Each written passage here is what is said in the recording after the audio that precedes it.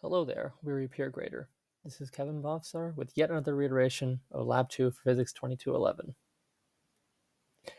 Introduction. This lab's focus is a falling object. The key concepts involved in falling motion are the first two of Newton's laws, net force, and the forces of gravity and drag. Newton's first law is the inertia principle, which posits that an object maintains its velocity until an unbalanced force acts upon it. The second law is the momentum principle, which directly relates the force of an object to its mass and acceleration. Net force refers to the sum of all forces on an object. In this experiment, three models of object motion are created, one from observations and two computational models. The computational models will differ in the consideration of net force. In fact, the object's projected motion will change, and our model's trajectory will diverge, depending on what forces we factor in our estimate of the net force.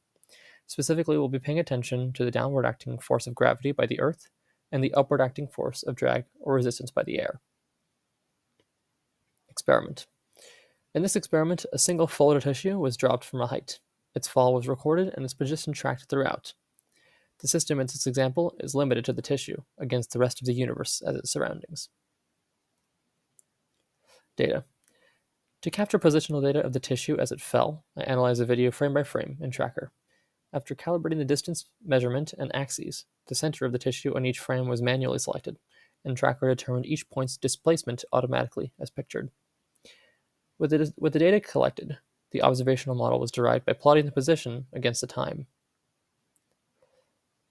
The two computational models were coded in GlowScript. They model motion in mostly the same way. Both models rely on the mass of the ball, which will represent the tissue in this segment, the initial position and velocity, both set to 0, the magnitude of acceleration due to gravity, and the position and velocity update formulas derived from the momentum principle. The gravity-only model computes the net force by calculating just the force of gravity on the tissue, and will envision how the tissue might fall with only gravity propelling it. The gravity and drag model calculates the force by gravity using the standard formula as well as the force of drag or air resistance, and combines the two to get the net force, which is then used to update the velocity and position. The coefficient b is the proportionality constant and was selected to help the model more closely reflect the observed motion, which is inherently affected by drag. Results. Here we can see the three models graphed together. The blue line represents the gravity-only model, which shoots downward after a short moment, reflecting the powerful and exclusive influence of gravity on the tissue. The drag model matches the observed motion quite closely by comparison, thanks to the inclusion of the drag force counteracting gravity throughout the time window.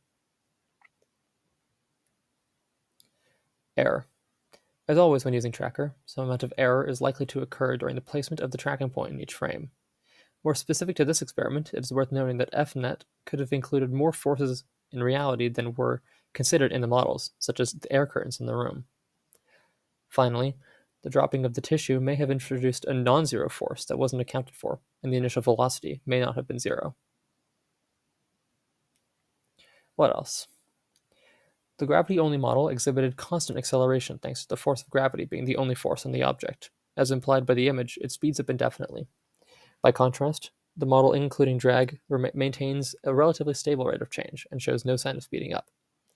This is a sign of a terminal velocity, where the forces of gravity and air resistance have equal magnitudes and balance each other out.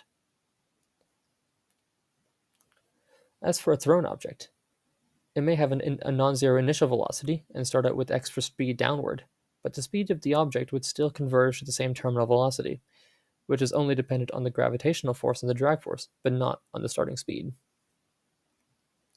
That's it. Goodbye.